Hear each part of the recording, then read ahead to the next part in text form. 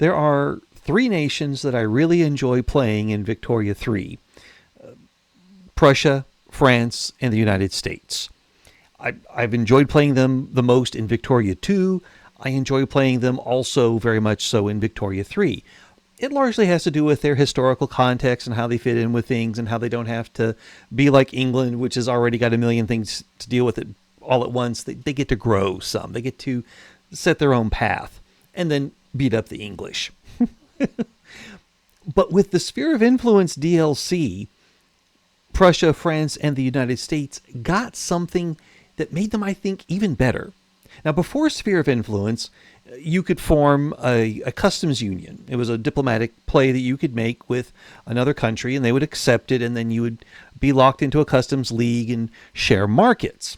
Well, no more after Sphere of Influence released. You had to get that customs union through your power block. Well, I'm loading up as France here, and let's just go look at power block. Now, France and the United States do not have a power block at the start of the game, so they can form one. It's going to cost them some infamy, or not infamy, but some relationship with other power blocks. Ah, c'est la vie. That's where you use your charm and diplomatic skill to build things back up once you tear them down. Or you just let them stay bad if you plan to beat that country up later on. But when we form a power block, all right, you're given some choices here. And France can pick through all 5 of these: Trade League, Sovereign Empire, Ideological Union, Military Treaty, and Religious Convocation. And of those, well, I like Trade League the best. The good news is, if you didn't buy the Sphere of Influence DLC, you've got Trade League already in the base game. That's great. Germany already has a Trade League in Zollverein, and it doesn't have to take any kind of reputation hit or relationship hit. It's already there. France and USA, yeah, they're going to burn some relationships as they form their groups. So why do I like Trade League the most? Well, it has to do with markets. Let's go take a look at the market. Here's the French market. We take a look at who are the members of it. Yes, we have all these states and Tahiti. Great. All right, so that means, these are the 2 countries that are in the French market right now. If France has some other kind of power block and brings countries into it, they still retain their own markets. So that means they buy and sell within that market. Now, we can see over here, I've got this nice mod that shows me my shortages here.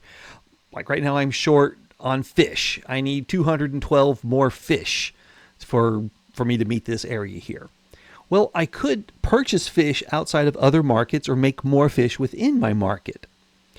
But for me to purchase fish in another market, it already has to have some kind of demand for fish in that market. So if I go to some other place where there's just no demand for fish, even though they could make millions of dollars, pounds, francs, whatever, they'll be grasping at currency that I thrust in their greedy paws as they make more fish for me. If they're not in my market, they're not going to think to do it. And this becomes really bad at the end of the game, because nobody makes oil or rubber, or they're not making enough coal or iron, or there's all kinds of stuff that's just not getting made because they don't have a call for it in their domestic economy. But if I'm able to bring other countries into my market, then my shortage is their shortage. My surplus is their surplus, and it kind of balances out. This is why the British Empire is so strong. Look at what's in their market. And yes, that's a lot of India there. They make a lot of stuff in India, and a lot of stuff in Canada, and a lot of stuff in South Africa and Australia and little bits of Africa, and anything else the British pick up, it's in their market. If it's a protectorate, dominion, or puppet, because Britain has got a traditional empire. So if they bring stuff into their power block, it's not going to be in their market right away. They have to protectorate it first. So if you have sovereign empire like Britain or Russia or Ottoman Empire do, you can make yourself have a bigger market, but it's going to take time. Whereas if you have a trade union, those members become part of your market right away. You don't have to have a diplomatic play to make them into a protectorate in order to bring their goods into your market. And when we have this here, this British market is incredible because there is so much in it. Look at all the GDP that we have here. I am scrolling a lot to go through all this. And that's because there's just a lot of stuff getting made there. So if you are a small country and you join into the British market, this could be done before sphere of influence just by saying, let's have a customs union deal. And then, whammo, you get to share all these goods and services with the British. And you could focus on meeting a niche demand. Like, hey, they need furniture. We'll make fancy furniture. And then all the other stuff that they make, we'll just take a little bit out of that and it'll be fine. We don't have to make it ourselves. But now a sphere of influence, in order to participate in the British market, you need to also participate in putting the king or queen of Britain on your currency because you're going to be a protectorate, dominion, or puppet in order to be in their market. And this means that when countries are considering joining the sovereign empire, they're a little hesitant about that. There's a malice on that. Whereas for trade union, all it is like, hey, you sign here, we'll trade with you. We're not going to try to change your government type. We're not going to try to do any of that weird stuff. We just want you to trade with us. And if we do that, let's if I pick another country that's like, let's say Spain. I know Spain tends to have bad relations with France, but let's just take a look at the goods that are in here. Ooh, yikes, minus 988. No, they have no grain. Let's go over here to China. Ooh, plus 8,000 grain. And we are minus 1,000. If we had China in the French market, then all that grain would be available to us and it may become very cheap. Yeah, that would be awesome. And do they happen to need any furniture? Let's see what they need something of. Ooh, they need a lot of opium. Okay, that could be a problem. But definitely, they... let's see, what about sugar or meat? No, they don't need meat. Do they need chairs? Okay, well, so if we conquer India, we'll then have the opium we need. Or Persia. Persia's got opium. We'd be able to work it all together and have that unified market there. And be able to take the goods from China. Let's, again, look at what they have in excess. That's quite a lot. That's quite a lot of good stuff here. Make it a lot cheaper in our part of the world. And we would share in that. Of course, the trick is getting the Chinese to join your market isn't so easy. I picked them because I kind of figured that they would have extra grain when others might not. But the other part that you can do is once you have another country in your market, then let's just take Spain, for example, here. Let's not do demands on them. Let's look at diplomatic actions. The investment agreement or investment rights, when you request those. Now, if you grant investment rights, you're saying that that country can invest in yours. You want to request the ability to invest in the other country. That's the best one there, where you send your money one way. Not quite as good as that, but still allows you to do that investment, and it's mutual, is the investment agreement. It's a bidirectional one. If you have a lot of money, it's really not going to matter between bidirectional and unidirectional, except that unidirectional will give more leverage. You see at the bottom there's this plus, request rights. Oh, come on. There we go. Plus 200 leverage. Right here, I'm wiggling my mouse under it. And if we have the regular investment agreement, it's only 150. And then they get to have leverage against or leverage on us as well. So I like to request the investment rights. But once you have that going on, then you can go to that country and whatever you have need of, if that country has room in terms of availability for that particular resource, as well as a peasant population that needs employment, you build there, and that is now part of your market. And those goods are purchased in your market first. They don't get exported. They're consumed within your market first. Unless you've got a trade deal with someone else, and then, yeah, they do get exported. But if you don't have a trade arrangement outside of your market block, you're able to keep that stuff that you need in your power block, and this becomes very important in the late game in terms of acquiring areas that have oil or rubber, other important resources that seem to be in short supply, nations that have a large population that you want to put on a path of industrialization so that way they could use that large population to supply your nation with goods. In particular, if you've already polluted all your country, you don't want to make it any worse. You start polluting other parts of the world. Yay! That's capitalism. Woo! All right. Yeah, let's externalize. Yeah, as I was saying, though, having trade is good. At the start of the game, I here in France, I'm clicking on the fabric. I need to import some fabric here. I'll sort by productivity, and American market's got a lot of it. Let's set up a deal with them. And that's great. But if I have a war with America, or if America is having a war with somebody else and their shipping is being destroyed, I lose out. I can't secure that. It's out of my hands. You see what I'm saying here? If I have a trade deal with America for those 414 fabrics, and I'm going to do that now, and I'll also do the Egyptian one and the Greek one because... and why not New Grenadine as well? Hamburgian, that's too small. Anyway, that should help me out somewhat. Okay, so I've got that deal going. I've got my convoys going there. They've got their convoys coming to me. But let's say America and England go to war over Canada or something. And then the English fleet wipes out the American convoys. Then I don't get to have any of that trade because it's external to me. I can't do anything about that if I'm not involved in the war. They're not going to allow my ships to go through. They're blockading. If I want to be able to ensure that I have that ready supply of fabric, I need to go back to this, click on it, and look at where it is produced, and look for those dark green areas. Well, okay, definitely America. Ooh, Egypt makes some fabric. What if I brought them in? And now you see why Egypt made an appeal to the French around this time period. They did want to get Egyptian cotton, that fabric, to feed their industry as a separate supply source from the British and something that they could control better because it's linked here on the Mediterranean. The French have ports on the Mediterranean. They can put a fleet in the Mediterranean.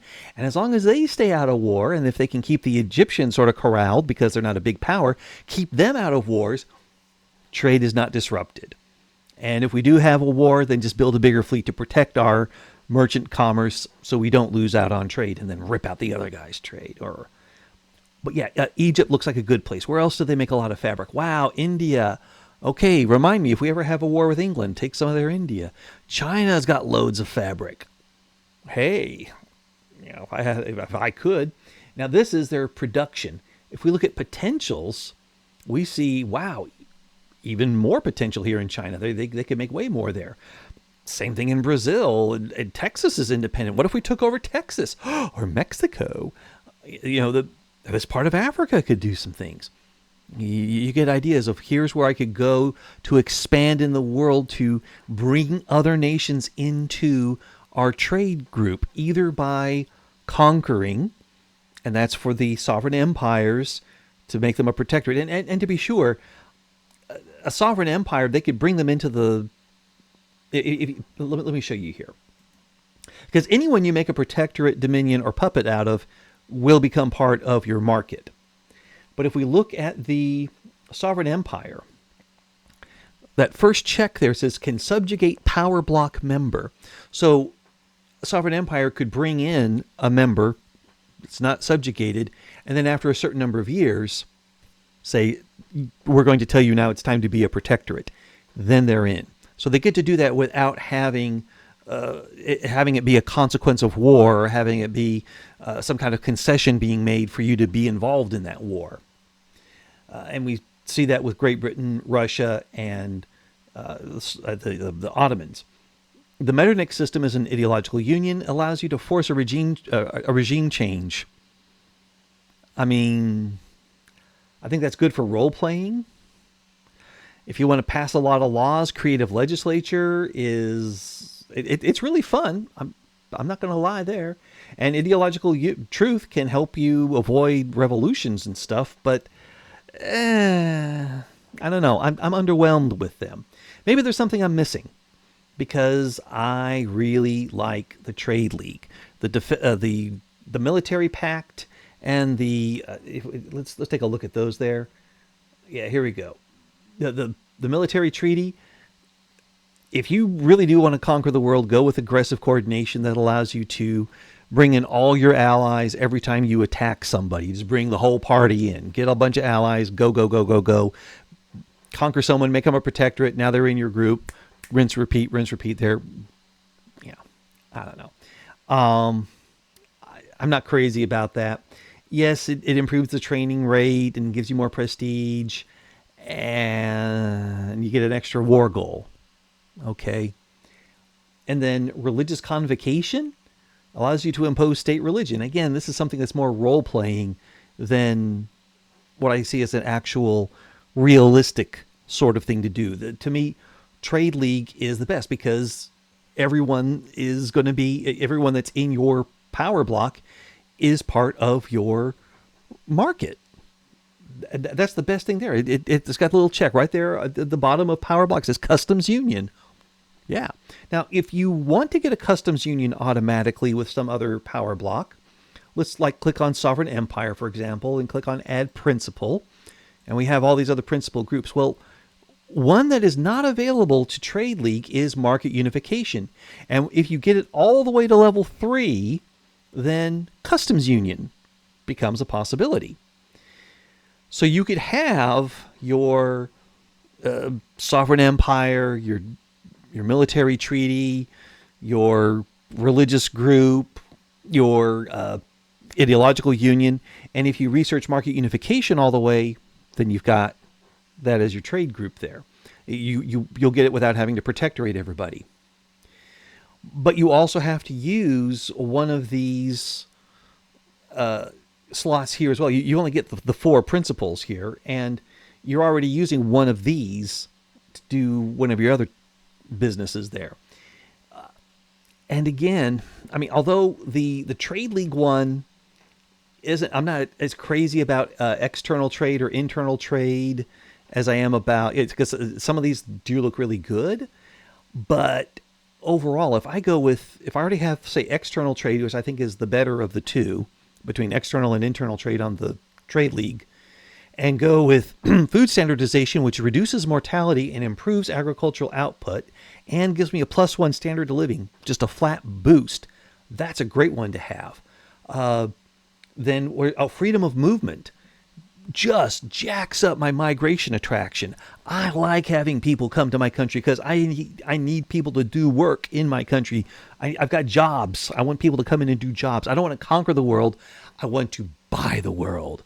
Hi, I'm from America. Anyway, but yeah, I like that one there. And if you're playing America with freedom of movement added in, that Arts Academy is an incredible thing to have. This will give you a boost in attracting other people. And the other one that goes with it is not foreign investment. Was it? No, it wasn't market unification. No, not market. Not advanced research is really nice. Not gonna lie there, but phooey. Oh, was it? Oh no, it was external trade. That's why I like it. Okay, yeah. Go ahead and get advanced research. That's great. So yeah, advanced research, food standardization, and freedom of movement. And then external trade, because there it is at the bottom there. It says unlocks influential trade center. That's another migration magnet. Now it only works on trade centers, so that wherever you have those located in your country, that's going to be drawing in the biggest number of people. But then you also add in the freedom of movement. If you put in an arts academy, just spam them and subsidize them, they will draw people in and your country will grow. Yes, I love that. So that's why, of all of them, I like the Trade League best, because it's the one that primes my nation, my empire, my power block, to being the strongest economically. And that's going to lead to other strengths in other areas of the game. By having everybody in a common market, we pool our resources. If I create a demand by discovering a new production method and switching over to it, then every nation within my market responds to that potentially. By doing this, I also can have multiple other countries doing their own building queues. They're responding to my market demands and doing their building in their other areas. And I can go ahead and subsidize and do things like that for them and buy building slots in there as well. And overall, this creates a much richer environment to support my own nation and its bid for power within the world. If I am relying upon just straight trade with people who are not part of my market, that is hazardous because it could be canceled at a whim if there's a change in diplomatic winds. If there's a war that I'm not party to between one of my trade partners, I could lose that trade. If they change things over, they're going to respond to their own market and not to mine. And I can't, even if I try to build that particular resource or industry in that other country that's not part of my market, no one will work there because there's no demand in that market. I think this is what gets me crazy at the end of the game, because you've got Brazil, which could make loads of rubber. And if it's not part of anybody else's market, it makes zero rubber. There's like, guys, we need a world market. We really do. We really need a world market. We really need to have great wars. But I'm not going to complain about what's coming out in 1.8 because we also really needed famines and improved mechanics for nationalism and uprisings and things like that. That's really going to be something we're really looking forward to as players. But come on, Paradox, we need great wars and we need a global market.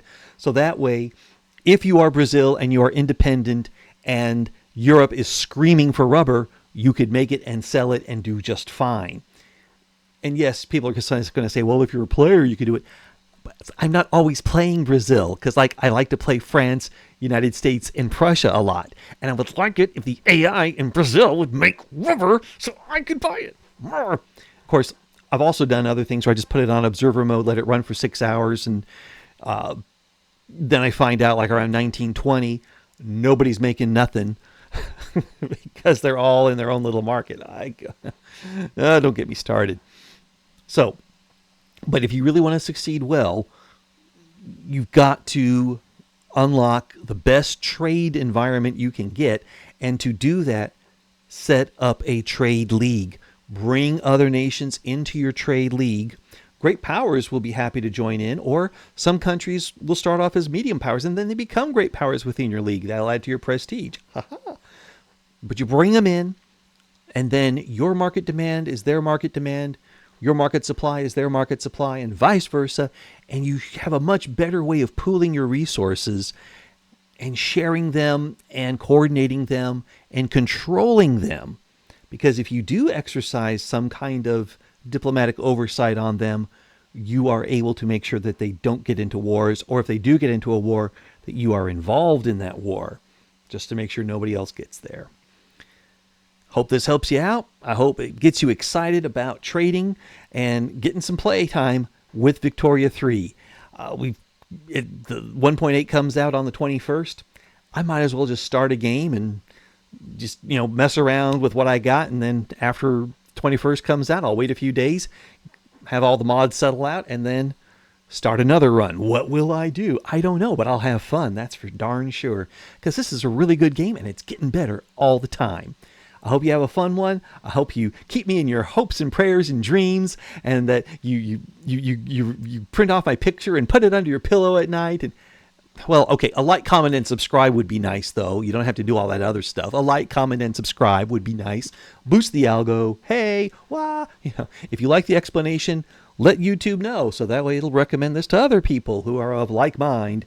And then, for scores, well, I should shut up right now because it's almost 25 minutes, and I don't want it to go on forever and ever and ever and ever and ever and ever and ever and ever.